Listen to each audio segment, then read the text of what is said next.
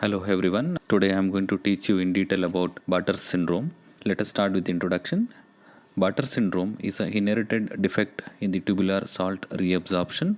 It is an autosomal recessive disorder. The defect is in the thick ascending limb of loop of Henle, and the defective channel is sodium potassium 2 chloride channel or its associated channels. Before we go to the topic per se, let us see the parts of the nephron first. This is Bowman space. This is proximal convoluted tubule or PCT. This is thin descending limb of loop of Henle. This is the loop of the loop of Henle. This is thin ascending limb of loop of Henle. This is thick ascending limb of loop of Henle, also called TAL. This is distal convoluted tubule or DCT. This is the collecting duct. This is afferent arteriole and efferent arteriole, and this is the glomerulus, which is nothing but the capillary tuft. Now I am going to zoom the thick ascending limb of loop of Henle. I am drawing the cell lining the thick ascending limb of loop of Henle. Here is the sodium potassium 2 chloride channel. This normally reabsorbs 1 sodium, 1 potassium and 2 chloride ion from the lumen. That is, for every 2 positive ions, 2 negative ions are balanced. In Bartter syndrome, this channel is defective. So sodium potassium chloride is not reabsorbed. So there is excess sodium, potassium and chloride in the lumen, which are removed in the urine. Let us see what are the consequences of these changes. Increased sodium loss in urine results in increased water loss, because whenever sodium is going, water also follows it. So there is polyuria, hence dehydration. Increased potassium loss in urine results in hypokalemia. Also, increased chloride loss in urine results in increased 24-hour urinary chloride. This is the diagnostic test used for diagnosis of Bartter syndrome. The end result of this is hypochloremia. Now coming back to thick ascending limb of loop of Henle, increased chloride, increased sodium and increased water enters DCT, distal convoluted tubule. Here in DCT, the part near the glomerulus has some specialized cells called macula densa. Normally, these macula densa are activated by decreased chloride in the DCT lumen. But in Bartter syndrome, there is increased chloride in the DCT. But please note that because excess water is also there in the lumen, chloride gets diluted. So macula densa thinks that there is less chloride in the lumen and gets activated and releases prostaglandins. These prostaglandins activate some specialized cells in afferent arteriole called juxtaglomerular cells, also called JG cells. These cells will release renin. Another reason for release of renin is dehydration, leading to decreased GFR and stimulation of JG cells. This renin activates angiotensinogen produced by liver to angiotensin 1. This angiotensin 1 is converted to angiotensin 2 by angiotensin converting enzyme or ACE enzyme in the lungs.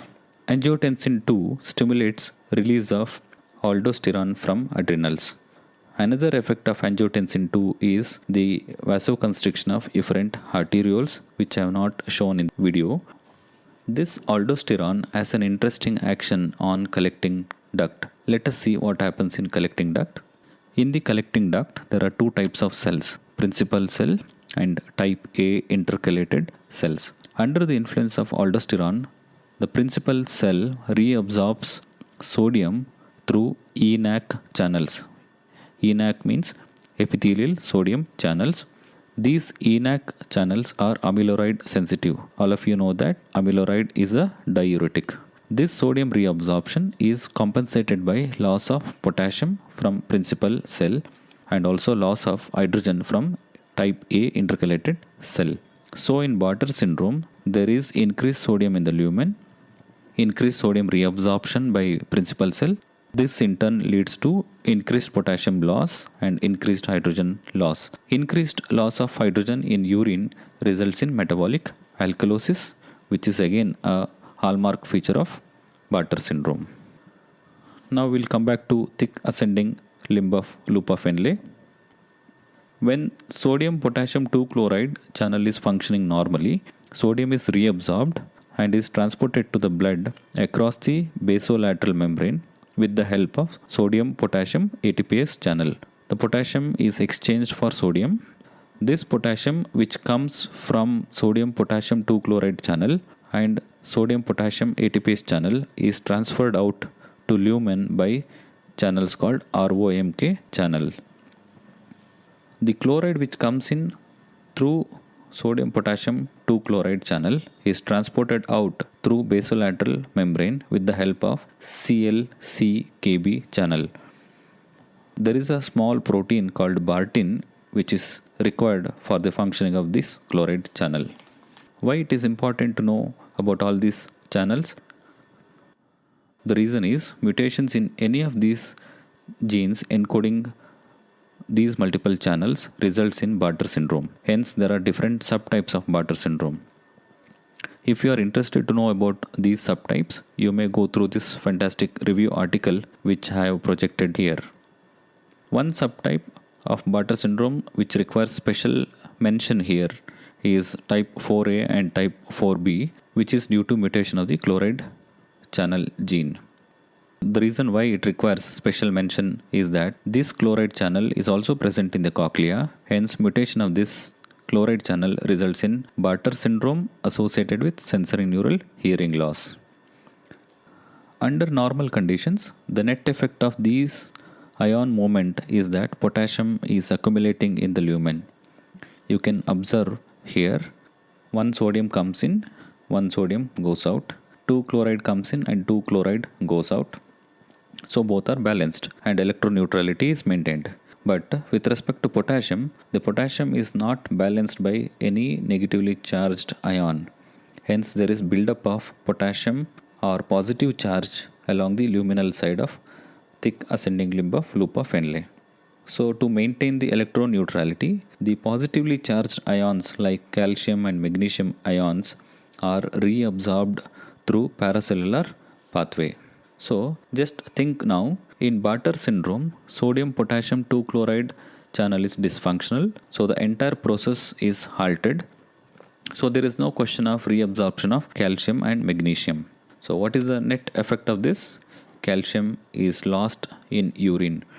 Hence there is increased 24-hour urinary calcium. This is also another diagnostic test for Bartter syndrome.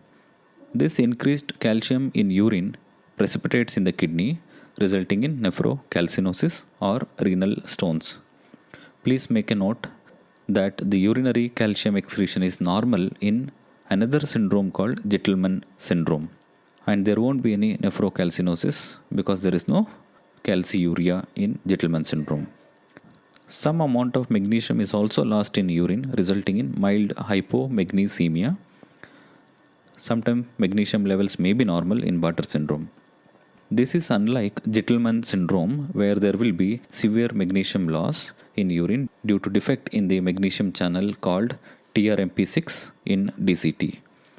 Hence, there will be severe hypomagnesemia in Gitelman syndrome. So, I request all of you to pause the video for some time, sit back and recollect the series of changes in Bartter syndrome that occurs. Another interesting fact is that sodium potassium 2 chloride channel is inhibited by drugs like loop diuretics. So the effects of loop diuretics are same as Bartter syndrome, or in other words, Bartter syndrome mimics the effects of loop diuretics. So if somebody asks you what are the adverse effects of high dose or prolonged use of loop diuretics, you can tell all these effects. So to summarize, the loop diuretics can cause dehydration, hyponatremia, hypokalemia, metabolic alkalosis, and renal stones. Now we'll just have a look at clinical features of Bartter syndrome. Since this is a inherited autosomal recessive condition, the defective salt reabsorption starts during fetal life itself. Therefore, polyuria from the fetal kidney results in polyhydramnios. Later, after birth, there is failure to thrive, and signs of dehydration will be seen in neonates. The signs of dehydration in neonates are sunken anterior fontanelle and reduced skin turgor. As the child grows, hypokalemia results in recurrent hypokalemic paralysis known as periodic hypokalemic paralysis. These features, which I mentioned now, should raise the suspicion of Bartter syndrome and should make you do the following investigations: 24-hour urinary chloride, 24-hour urinary calcium, both of which are increased, and ABG, which will show metabolic alkalosis. Now, how to treat this Bartter syndrome? The treatment of this condition is by adequate hydration and increased salt intake. Very few conditions in medicine where we ask the patient to take excess salt. Because the patient is losing excess salt here, we ask them to take excess salt and also water. Another drug which is considered as the drug of choice in Bartter syndrome is indomethacin, because this indomethacin suppresses the prostaglandin synthesis from the macula densa and inhibits the subsequent changes which are occurring due to renin-angiotensin system activation. You can also use ACE inhibitors. This is how the Bartter syndrome is treated, and most importantly, since these patients are very prone for hypokalemia, we need to take precautions to prevent hypokalemia episodes, acute hypokalemia episodes. The factors which can trigger acute hypokalemia episodes are strenuous exercise and also high carbohydrate diet, because these two, high carbohydrate diet and also strenuous exercise, can stimulate the release of insulin, and that insulin can push the potassium from the blood into the intracellular compartment, resulting in acute hypokalemia, and patient may come with the acute onset quadriparesis or paraparesis. So we need to educate the patient regarding the prevention of hypokalemia attacks by avoiding strenuous exercise and also by avoiding high carbohydrate diet.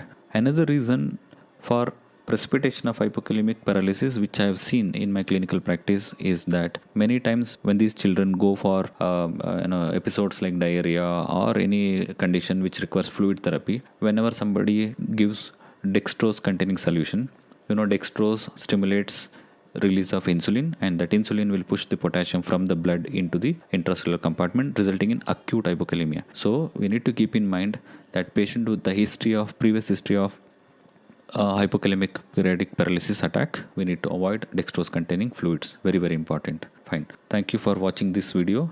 I hope you have understood the concepts very clearly. So with this video, you should be able to tell what are the features of Bartter syndrome and what are the features of loop diuretics.